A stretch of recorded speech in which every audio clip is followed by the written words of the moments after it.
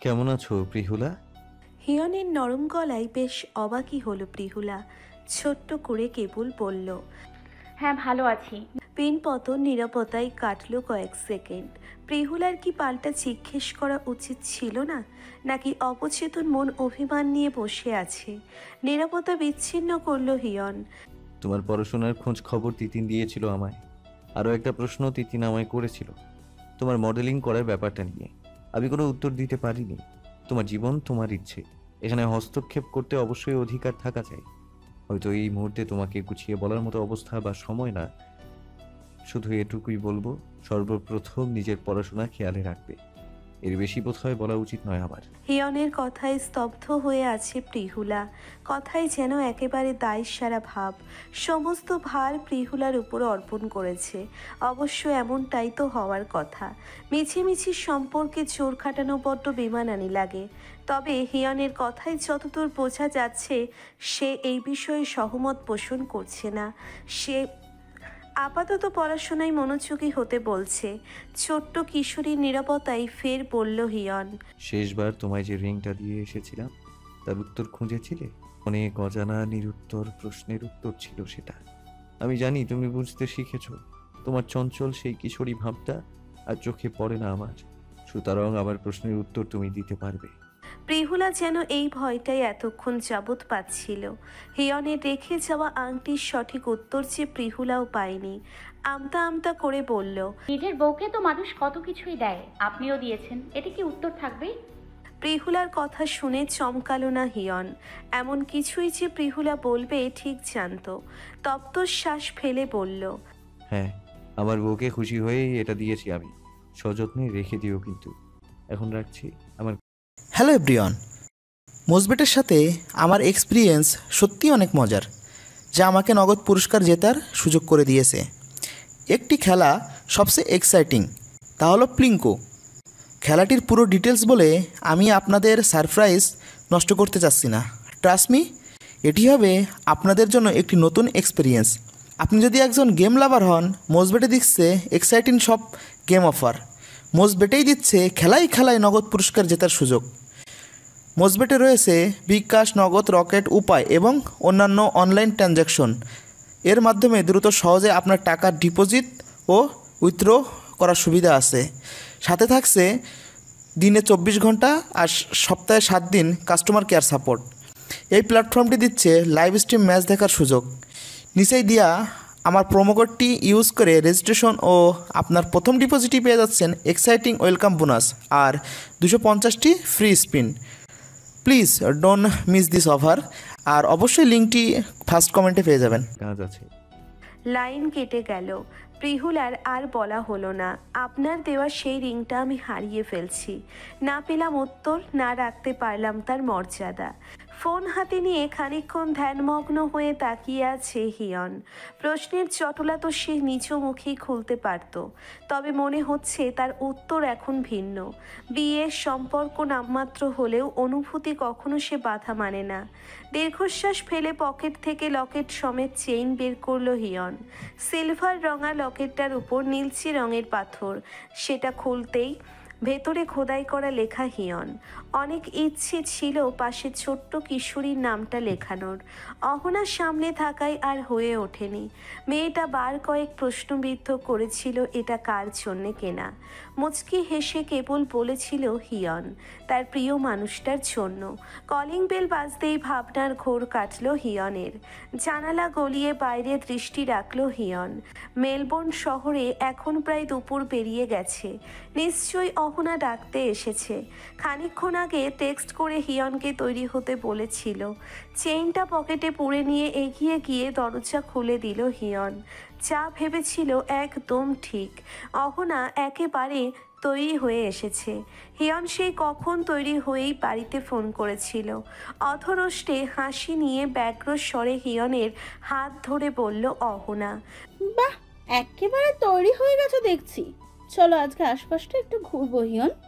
হাতে এখন অনেকটা সময় আছে, তারপর না হয় সোজা হসপিটালের উদ্দেশ্যে যাব। ঠিক আছে। দরজা লক করে অহনাকে নিয়ে বেরিয়ে আসলো হিয়ন।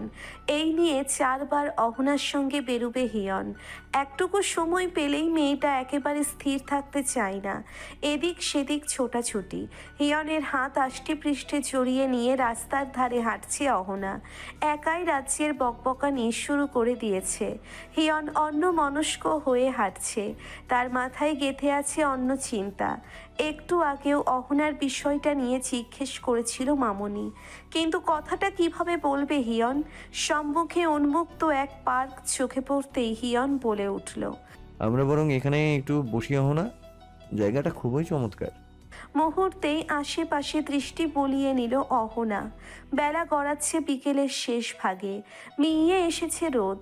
লম্বাটে গাছের মাথায় মাথায় কেবল একটুখানি হলদেটে আলো। ঠান্ডা পড়েছে বেশ, সব মিলিয়ে দারুণ পরিবেশ লাগছে। অহনার উত্তরের অপেক্ষা না করে হিয়ন ততক্ষণে বেঞ্চিতে বসল। পকেট থেকে মোবাইল বের করতেই ছিটকে বেরিয়ে আসলো লকেটটা। সেটা দৃষ্টিগোচর হলো না অহনার। হিয়ন মাটি থেকে তোলার পূর্বেই অহনা কুড়িয়ে নিয়ে পাশে বসলো। হাত গুটিয়ে নিয়ে আশেপাশে ছবি তোলায় ব্যস্ত হলো হিয়ন। লকেটটা খুলে দেখছিল অহনা। মৃদু রৌদ্রতাপ পড়তেই সেটা জলমলে হয়ে উঠল। সৌন্দর্য বেড়েছে দ্বিগুণ। সেটার দিকে তাকিয়ে বলল অহনা, প্রিয় মানুষের জন্য কিছু কিনলে সেটা বুঝি নিজের কাছে রেখে দিতে হয়? তুমি বড্ড চাপা স্বভাবের হিয়ন। চোখের সম্মুখে প্রিয় মানুষটা ঘুরছে আর তুমি মুখ ফুটে কিছুই বলছো না। অহনার কথায় চমকে উঠল হিয়ন। তাৎক্ষণিক ঘুরে তাকালো অহনার পানে। তবে কি অহনা মনে মনে ভাবছে তার জন্যেই কেনা এটা? হিয়ন তো এরকম কোনো ইঙ্গিত দেয়নি, তবে নিরর্থক ভুল কেন ভাবছে মেয়েটা? অপ্রস্তুত হয়ে বলল হিয়ন, কি বলতে চাইছো? আমার বিষয়ে সম্পূর্ণ অবগত তুমি। আমি কি কখনো তোমায় কিছু বলেছিলাম? সজ্ঞানে তো এমন কিছুই মনে পড়ছে না আমার। দৃষ্টি তুলে হিয়নের পানে তাকিয়ে বলল অহনা, আমাকে প্রায় অনেকবারই আন্টি বলেছে, সোজাসুজি কিছু বলেনি, তবে আমি বুঝে নিয়েছি। তোমার মতামত ছাড়া তো আর আন্টি এসব বলবে না, তাই না? আর নিহির ব্যাপারটা এখনো তুমি ধরে বসে নেই। একটা মৃত মানুষের স্মৃতি আর কতদিনই বা মানুষ মনে রাখে। আমি একসময় ভাবতাম তুমি আমাকে হয়তো অপছন্দ করো। অবশ্য করারই কথা, যে মেয়ের কয়েকদিন পর পর সম্পর্ক ভাঙে আর করে, তার ব্যাপারে লোকে মন্দ ধারণা রাখবে, এটাই স্বাভাবিক। কিন্তু আমাদের জানার মধ্যে অনেক সময় ভুল থাকে হিয়ন। তোমার ভুলটা আজ আমি ভাঙিয়ে দিব। কথাগুলো বলে থামলো অহনা হিয়নের দৃষ্টির সম্মুখে। বেলা শেষ হয়ে অন্ধকার হয়ে আসছে। মনে মনে মায়ের উপর খানিকটা ক্ষুব্ধ হলো হিয়ন। তার মতামতবিহীন অহনাকে কিছু বলাটা সমীচীন হয়নি মামনির। এখন মেয়েটা ভাবছে হিয়ন কোনোভাবে অহনার প্রতি দুর্বল। কপালে সূক্ষ্ম রাগের ভাঁজ পড়ল হিয়নের। আশেপাশে ইতিমধ্যেই জ্বলে উঠল আলো। তপ্তশ্বাস ফেলে বলল অহনা, আমি শুরু থেকে, মানে সেই কলেজ লাইফ থেকে তোমাকে পছন্দ করতাম হিয়ন। তুমি হয়তো কখনো আমার অনুভূতি বোঝার চেষ্টা করনি। এক সময় জানতে পারলাম তুমি নিহির সঙ্গে সম্পর্কে জড়িয়ে গেছো। আমি আর এগোইনি। এরপর যতজন আমার জীবনে এসেছে প্রায় সবার সঙ্গেই সম্পর্কে জড়িয়েছি আমি। তাদের কাউকেই মনে ধরেনি। হয়তো তাদের মধ্যে তোমার ব্যক্তিত্ব খোঁজার বৃথা চেষ্টা করতাম। নিহির মৃত্যুর পরও আমি আমার অনুভূতি তোমায় বুঝতে দেইনি, কারণ ততদিনে আমার সম্পর্কে তোমার ঠিক কীরকম ধারণা হয়ে গেছে সেটা আমি জানতাম। একাধিক সম্পর্কে জড়িয়ে যাওয়া মেয়ের প্রতি আর যাই হোক সত্যি ভালোবাসা জন্মায় না। যখন আন্টি বলল আমার ছেলের সঙ্গে কেবল তোমাকেই মানাই অহনা, তোমার মতো মিষ্টি ভদ্র মেয়ে আর দেখিনি আমি, তখন আবারও আশার ক্ষীণ প্রদীপ জ্বলে উঠল মনে। নিহি ছিল তোমার ভালোবাসা আর আমি ছিলাম বন্ধু। সেই হিসেবে নিহির মৃত্যুর পর তার স্থানটা অনায়াসে আমিই পেতে পারি, তাই না? আমার দিক থেকে সম্পূর্ণ হ্যাঁ। আমি পূর্বেও তোমায় চাইতাম আর এখনও চাই। অহনার এরূপ কথা কিয়ৎক্ষণের জন্যে মুখ করে দিল হিয়নকে। অহনার অনুভূতি সত্যিই তার অজানা ছিল। যে মেয়ে একের পর এক সম্পর্কে জড়িয়েছে সে কি করে সত্যিকার অর্থে ভালোবাসতে পারে? কোনো কায়দা করে গল্প সাজাচ্ছে না তো অহনা? হাত ঘড়িতে চোখ বুলিয়ে নিয়ে বলল হিয়ন, নিহির মৃত্যুর পর আমার ভেতরের ভালোবাসাটাই মরে গিয়েছিল। প্রায় রাতে আমার স্বপ্নে নিহি আসতো, সাদা কাপড় জড়িয়ে রক্তাক্ত অবস্থায়। মুহূর্তে ঘুম ছুটে যেত আমার। সে বাকি রাতগুলো আর ঘুম হতো না আমার। পাগলের মতো ছটফট করতাম। তার সাক্ষী আমার বাবাই, মামুনি আর তিতু। নিজেকে একসময় পড়ায় ব্যস্ত করে ফেললাম পুরো দমে। রাতে ঘুমাতাম না নিহি স্বপ্নে আসবে ভেবে। নিহি আমার জীবনে নেই, প্রায় 6 বছর কেটে গেছে, কিন্তু নিহির স্থান বোধ হয় এখন আরেকজন দখল করে নিয়েছে। হিয়নের এইটুকু কথা শুনে চোখে খুশির অশ্রু দেখা দিল অহনার। ভাঙাচোরা হিয়নকে সে এবার গড়ে নিবে নিজ মন মতো। তার স্বল্প বয়সের প্রেম এভাবে আবার ফিরে আসবে ভাবতে পারেনি। বেঞ্চি থেকে উঠে দাঁড়ায় হিয়ন, তপ্ত শ্বাস ফেলে বলে, মামুনি তোমায় কি বলেছে সেটা আমি জানি না অহনা, তবে আরেকটা সত্য বোধ হয় তোমার জানা উচিত, আমি বিবাহিত। বসা থেকে তড়িৎ গতিতে উঠে দাঁড়ায় অহনা। নিজের ভাবনার জগৎ থেকে যেন ছিটকে বেরিয়ে এসেছে। এসব কি শুনছে? হিয়ন বিবাহিত হলে তার ওয়াইফ কোথায়? ব্রুকুচকে বলল অহনা। তুমি কি আমার কাছে ইয়ার্কি করছো হিয়ন? এই মুহূর্তে মোটেও মজা করার মুডে নেই আমি। অহনার বিস্মিত চেহারার দিকে তাকিয়ে বলল হিয়ন, আমি মোটেও ইয়ার্কি করছি না, আমি বিবাহিত। প্রিহুলা আমার ওয়াইফ, তুমি খুব ভালো করেই চেনো তাকে। কপালে পড়ে থাকা কাটা চুলগুলো কানের পিছনে গুজে নিয়ে ঘন ঘন শ্বাস ফেলে বলল অহনা। এবার আমি সম্পূর্ণ শিওর তুমি নিছক মজা করছো হিয়ন। এই বাচ্চা মেয়ে তোমার বউ হয় কি করে? মানে এসব মিথ্যা বলার কারণ কি আমি বুঝতে পারছি না। অহনার সম্মুখে এগিয়ে গিয়ে হাত থেকে লকেটটা নিয়ে বলল হিয়ন, বিয়েটা আর 5টা স্বাভাবিক বিয়ের মতো হয়নি, কিন্তু বিয়েটা তো মিথ্যে নয়। একটা আশ্চর্যের বিষয় কি জানো, প্রিহুলা আমার জীবনে আসার পর নিহি আর আমার স্বপ্নে আসেনি। খুব করে চাইতাম নিহি আসুক, কিন্তু তখনই স্বপ্ন ভাসত তীর্থকে শিলাল বেনারসি জড়ানো এক ললনার। খুব ভালো করেই বুঝে গেছিলাম ছোট্ট কিশোরী কাবু করে নিয়েছে আমাকে। সিদ্ধান্ত ছিল কখনো সম্পর্কে জড়াবো না, অথচ জীবন কি অদ্ভুত দেখো, ঠিক সম্পর্কের মায়াজালে আটকে দিল আমায়। বেঞ্চিতে ফের বসে পড়ল অহনা। এক মুহূর্তের জন্যে তার মনে হচ্ছে স্বপ্নের দুনিয়ায় সে। তাচ্ছিল্যের গলায় বলল অহনা। তার মানে বেশ আটসাট বেঁধেই সংসার করছো বউকে নিয়ে? একগাল হেসে বলল হিয়ন, সেই সুযোগ আর হলো কই, আমার ভালোবাসাটুকু এখন অব্দি প্রকাশ করিনি। এখানে অনেক বাধা বিপত্তি আছে, তাছাড়া প্রিহুলা এখনো অনেক ছোট। ভালোবাসি শব্দটা তার মস্তিষ্কে প্রবেশ করাতে চাচ্ছি না আপাতত। পড়াশোনায় ব্যাঘাত ঘটবে, মেয়েটা যোগ্য হয়ে উঠুক, প্রমাণ করুক নিজেকে, যেন ভবিষ্যতে কখনো তার মনে এতটুকু আক্ষেপ আফসোস না থাকে। চারিদিক ঘন অন্ধকারে ছড়িয়ে গেল। হসপিটালে যাওয়ার সময় হয়ে গেছে। তারা দিল হিয়ন। অহনা নড়ল না। কোনো এক স্থির শক্তি তাকে বেঁধে দিল। হাঁসফাঁস লাগছে কেমন, ব্যথার নীল ছড়িয়ে পড়ল তার সর্বাঙ্গে। মনের আশা তবে আজ সম্পূর্ণ নিঃশেষ। ঘোলাটে চোখে সম্মুখে তাকাই অহনা।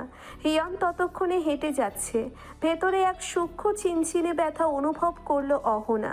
তার সমস্ত ভাবনা তবে ভুল, মঞ্চে মানতে চাইছে না কিছুতেই।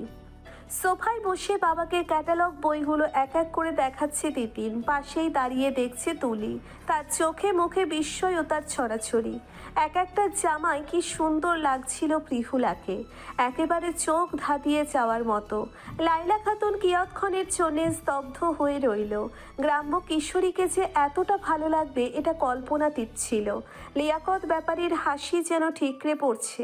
বুক ফুলিয়ে গর্ব করে বলতে ইচ্ছে করছে এটা তার একমাত্র পুত্রবধূ। কিছুক্ষণের মধ্যে প্রিহুলা আর টুনি আসলো ভেতরের ঘর থেকে। তুলির সেদিকে তাকিয়ে ব্যগ্র স্বরে বলল, আপনারা যা সুন্দর লাগতেছে না ভাবি, ইস একদম নায়িকা নায়িকা। প্রিহুলা খানিক লজ্জা পেল যেন। টনি আগ্রহ নিয়ে ছুটে গেল ক্যাটালগ বই দেখতে। ধীর পায়ে এগিয়ে এসে সোফায় বসলো প্রিহুলা। তিতিন উঠে এসে প্রিহুলার সম্মুখে বসে বলল, দারুণ খুশির খবর আছে ভাবি, একটা বিজ্ঞাপনের অফার এসেছে তোমার জন্য। তুমি রাজি থাকলেই তারা বিস্তারিত কথা বলবে। শহরের বিলবোর্ডে তোমার ছবি থাকবে। ভাবতে পারছো, আমার খুবই আনন্দ হচ্ছে। নিশ্চুপ হয়ে তিতিনের কথা শুনছে প্রিহুলা। সামনে তার এসএসসি পরীক্ষা। এই মুহূর্তে নিজেকে এসবে জড়ানোটা মোটেও উচিত হবে না। তাছাড়া হিয়নের কথাগুলো খুব করে মনে আছে প্রিহুলার। যতদূর বুঝতে পেরেছিল হিয়ন এসবে সায় দিবে না কখনোই। তবে তিতিনকে সরাসরি নিষেধ কি করে করবে প্রিহুলা? বার কয়েক চোখের পাতা ঝাপটে নিয়ে বলল, তিতিন আপু, তুমি না হয় আগে তোমার ভাইয়ারে জিজ্ঞেস করো, উনি যেটা বলবে সেটাই। এমনিতেও পরীক্ষার আর বেশি সময় নেই। প্রিহুলার কথা যেন চুৎসই লাগলো না লাইলা খাতুনের। মেয়েটার যা ইচ্ছে হয় করুক, তার ছেলের অনুমতি কেন নিতে হবে? ভাবখানা এমন যেন হিয়ন সত্যিকার অর্থে তার স্বামী। না, খুব শীঘ্রই মেয়েটাকে সমস্ত কিছু বুঝিয়ে দিতে হবে। তিতিনের এই বাড়াবাড়িটাও ইদানিং বিরক্ত ধরাচ্ছে। কি দরকার এত মাতামাতির? চোখে মুখে ঈষৎ রাগ নিয়ে বললেন লাইলা খাতুন। হিয়নের অনুমতি নেওয়ার কি আছে এখানে? তোমার যদি ইচ্ছে হয় তাহলে কাজটা করতে পারো, আর না হয় পড়াশোনায় মন দাও। যেটা করবে সেটাতেই তোমার লাভ। বাবা মার সাহায্য করতে পারবে। এসব শিখে তো আর আমাদের কোনো লাভ নেই। কথা যখন দিয়ে ফেলেছি তা তো অবশ্যই রাখতে হবে। তিতিন বুঝতে পারছে পরিস্থিতি বেহাল দশায় চলে যাচ্ছে। ফরফর করে সমস্ত কথাই মামুনি বলে দিচ্ছে, তাকেই সবকিছু সামাল দিতে হবে। কথার ফোড়ন কেটে প্রসঙ্গ পাল্টে দিল তিতিন। মামুনি, তোমার হাতের গরম গরম পকোড়া খাই না কতদিন হয়েছে বলো তো? আমি কিন্তু কালকেই হোস্টেলে যাব। এখন সেটা কি বানিয়ে দেবে আমায়? তপ্ত শ্বাস ফেলে উঠে চলে গেলেন লাইলা খাতুন। প্রিহুলা মেঝেতে দৃষ্টি ফেলে তাকিয়ে আছে নির্নিমেষ। যতদিন দয়ায় পড়ে থাকবে তাকে এসব তিক্ত সত্য সহ্য করতেই হবে। অবশ্য হিয়নের দেওয়া শেষ কথাটুকু তো আর ফেলে দেওয়া যায় না। প্রিহুলা হিয়নের বউ, আর এটাই সত্য। এমন কিছুই তো বলে গিয়েছিল সে। কণ্ঠে কেমন চোরালো ভাব ফুটে উঠেছিল, যেন মনে হচ্ছিল সে চলে গেলে প্রিহুলা হারিয়ে যাবে। তবে ওই সুন্দর মুহূর্তটা বেশিক্ষণ দেখার সৌভাগ্য হয়নি প্রিহুলার। অদৃশ্যের মতো হাওয়া হয়ে গেছে লোকটা। মন আর বুঝতে পারলো কই, চোখ দুটো ঝাপসা হয়ে আসছে। উঠে নিজের রুমের দিকে পা বাড়ালো প্রিহুলা। তিতিন পিছু ডাকতে গিয়েও থমকে গেল। ছোট্ট কিশোরী, তবে মামনির কথায় কষ্ট পেয়েছে। পাশ থেকে গম্ভীর থমথমে আওয়াজে বললেন লিয়াকত সাহেব। মেয়েটাকে বুঝাবার কোনো দরকার নেই। সামনে এগিয়ে যেতে হলে মনে জেদ জমরাতে হয়। আর এরকম দু চারটা কঠোর কথা খুবই উপকারে আসে, বুঝলি? তোর মায়েরও কোনো দোষ চোখে পড়ে না আমার। তার ডাক্তার ছেলের জন্য তো সে এরকম কিশোরী স্বল্প শিক্ষিতা মেয়েকে মেনে নেবে না, এটাই স্বাভাবিক। পিতামাতা কখনো সন্তানের খারাপ চায় না রে মা। যখন মা হবি তখন বুঝবি। মাঝে মধ্যে তো আর মামুনিকে আমি দেখি মধ্যরাতে ফুপিয়ে কাঁদে। তার ভিতরে এক আত্মনাদ, অনুশোচনা কাজ করে। সর্বদা মনে করে সে নিজ হাতে ছেলেটার জীবন শেষ করে দিয়েছে। পিতুলা এখনও তার চোখের তুচ্ছই। একটু অপেক্ষা কর, মেয়েটা বুঝতে শিখুক, যোগ্যতা প্রমাণ করুক, তখন দেখবি তার মামুনি সবটা মেনে নেবে। হিয়নের ব্যাপারটা তো আমরা সবাই জানি। ছেলেকে হাজার বলেও বিয়ের জন্য রাজি করাতে পারিনি। দুর্ভাগ্যক্রমে মেয়েটা হওয়াতে বড্ড খুশি হয়েছি আমি। যা হয় ভালোর জন্যই হয়। নিশ্চুপ তিতিন এবার মুখ খুলল। এটা তুমি বুঝতে পারছো, আমি বুঝতে পারছি, কিন্তু মামুনি কেন বুঝতে চাইছে না? ভাইয়ের জীবনটা পুরোপুরি অস্বাভাবিক হয়ে গিয়েছিল। আমাদের চোখের সামনেই কেমন গম্ভীর নিশ্চুপ হয়ে গেছিল সে। পড়াশোনা ব্যতীত তার কোনো পরিবর্তন আমার চোখে পড়েনি। যদি জীবনটা আবার সুন্দর স্বাভাবিক হয় তাহলে সমস্যা কোথায়? আমি আপ্রাণ চেষ্টা করছি মেয়েটিকে সব দিক থেকে গড়ে তোলার। হতাশার দীর্ঘশ্বাস ফেলে বললেন লিয়াকত সাহেব। এই প্রসঙ্গ নিয়ে আমাদের মাথা গামানোই ভালো। হিয়ন এখন পর্যন্ত এই বিষয়ে কিছুই বলেনি। সমস্ত বার তোর মামুনির উপর ছেড়ে দিয়েছে। সেজন্যই লাইলা বেঁকে বসে আছে। যেদিন হিয়ন নিজ মুখে কিছু বলবে সেদিন এই জটলা খুলবে। তুই আপাতত মেয়েটাকে পড়াশোনা নিয়ে উৎসাহিত কর। ভেতরের ঘর থেকে লাইলা খাতুন ডাকলেন তিতিনকে। ফুস করে দম ফেলে উঠে চলে গেল তিতিন। হতভম্ব হয়ে দাঁড়িয়ে আছেন লাইলা খাতুন। মামনির হাতে নিজের মোবাইলটা দেখে ভ্রুকুঞ্চিত হয়ে আসে তিতিনের। মেয়েকে দেখা মাত্রই প্রশ্ন ছুড়লেন লাইলা খাতুন। তোর ফোন বাজছিল, রিসিভ করেছিলাম। একটা ছেলে কথা বলল, নাম রিহাত। কথা বলার সময় কেমন আমতা আমতা করছিল ছেলেটা। তার অস্বাভাবিক কথাবার্তায় বুঝেছি এখানে কোনো ঘাপলা আছে। তোদের ভাই বোনের যন্ত্রণায় আমি এবার পাগল হয়ে যাব। কিয়ৎক্ষণ চুপ থেকে বলল তিতিন। মামুনি, আমি রিহাতের কথা তোমাদের বলতাম কিছুদিন পরই।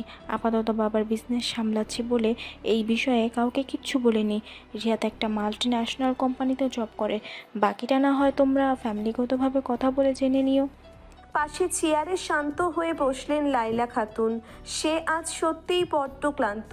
ছেলে মেয়ের জীবন উচ্ছন্নে চলে যাচ্ছে, তার কেবল নীরব হয়ে দেখা ছাড়া কোনো উপায় নেই। শীঘ্রই সমস্ত কিছু আয়ত্তে নিয়ে আসতে হবে। দীর্ঘশ্বাস ফেলে বললেন লাইলা খাতুন। জীবন তোমার, যা খুশি করতে পারো সেই স্বাধীনতা তোমায় দিয়েছি, তবে বিগড়ে যাওয়ার মতো নয়। জীবনের বড় সিদ্ধান্ত একা নেওয়ার স্পর্ধা হয় কি করে তোমার? মানছি তুমি প্রাপ্তবয়স্ক, কিন্তু পিতামাতা জীবিত আছে, সেই কথাটা মাথায় রাখা উচিত ছিল। মায়ের কথায় থমকে গেল তিতিন। মুখের উপর কড়া জবাব দেওয়ার শিক্ষা যে সে পায়নি। ভেবেছিল সবকিছু গুছিয়ে ব্যাপারটা সবার সম্মুখে নিয়ে আসবে, কিন্তু তার পূর্বেই সবকিছু বিগড়ে গেল। মেঝেতে দৃষ্টি রেখে বলল তিতিন।